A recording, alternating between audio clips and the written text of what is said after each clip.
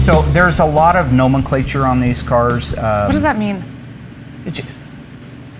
Basically verbiage. There's a lot of verbiage. There's a lot of numbers. There's a lot of alpha codes. There's a lot of things that make up the engine besides it just having a stamp that says it's the VIN number. So if I show you an engine, it's got the VIN number on it, you're going to go, yeah, that matches the car.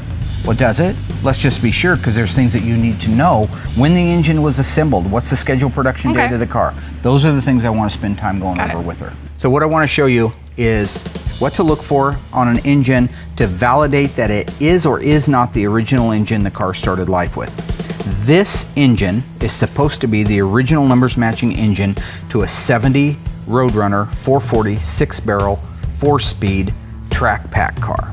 Look at that number, that first set of numbers that's on there. It's an F. 440 HP. And what's the HP stand for? High performance. Okay. What year does the F represent? 70? Yeah, because A would be 65, B would be 66, so on up. This engine is designed to be in a 1970 model car, and the Roadrunner we're talking about is a 1970. See, we got all the B bodies lined up, 71, and then it descends in order. Sorry, it goes downhill in order all the way back over there, and we got A's and B's and C bodies all put together. Nice. You ever just wish sometimes you could unzip your head and just yard your brain out and put mine in there? No. Okay, what's the VIN number in Which one are you looking? the window? RM23V0A162599. Okay. So we just need the last. How's that match against the one that's on the engine? It matches. This is one of the inspectors stamped his initial on there. P means he's signed off on this. That's what that P stands for. This is a very original tag. They built the engine a week before the car was ready to go.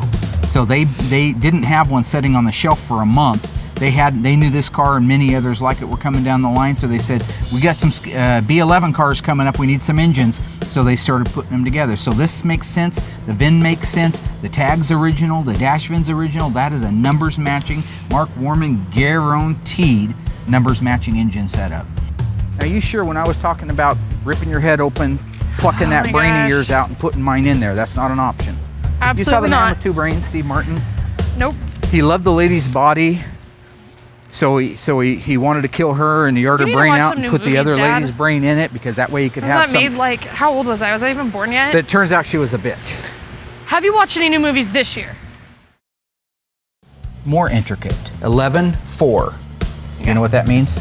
The month. The 11th month, the 4th day. So we would have to assume that the scheduled production date of the car was November 4th of 1969 or later. The engine could have been put together weeks before the car, but it can never be put together after the car is built. That wouldn't make sense. You can't go back in time to St. Martin McFly, right? Yeah. So 11/4, so we know that that's the scheduled production date.